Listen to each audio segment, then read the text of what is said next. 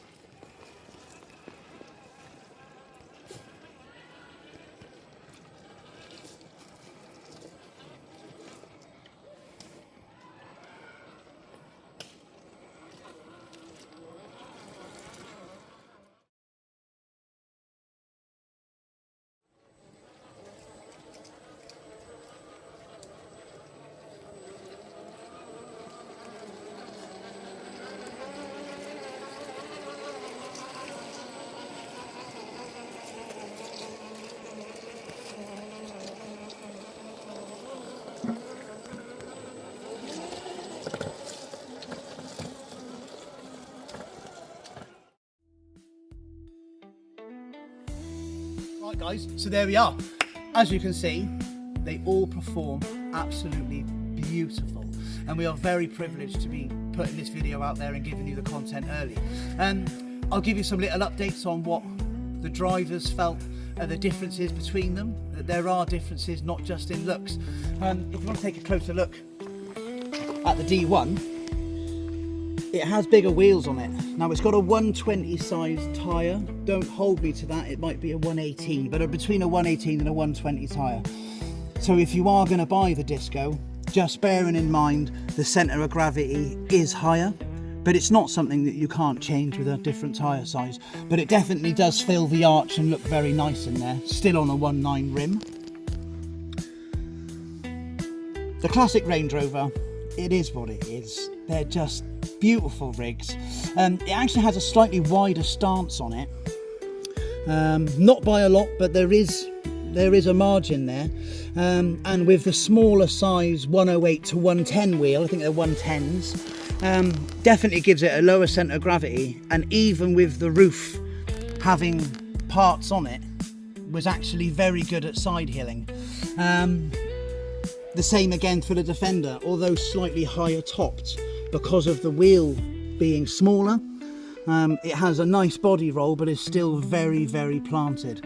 As you can see, they look absolutely stunning out on the trail, and for out of the box ultra scale trail, for the price range, there is nothing else out there on the market, I think, in my opinion, that competes with it. And if you are deciding on buying a new rig, this is definitely the range to be going into, guys. I've added in photos amongst the crawl along the way, not just of the rigs, but also there's photographs as we're talking now about the ESCs, the motors, the electromagnetic pickups for the bodies, for the clips for the lights, and just the general insides, a closer look at the axles and suspension setup. Courtesy of Gemma putting these photos in while I'm speaking, I'm hoping. Not a lot to say, guys. If you want to see more, please leave a comment in below. If you'd like to see something more in particular about one specific rig, please do leave that in the comments as well, and we will try and accommodate that and answer all of your questions. Please like, subscribe, and do the thing, and we'll see you on the next one. Cheers, guys.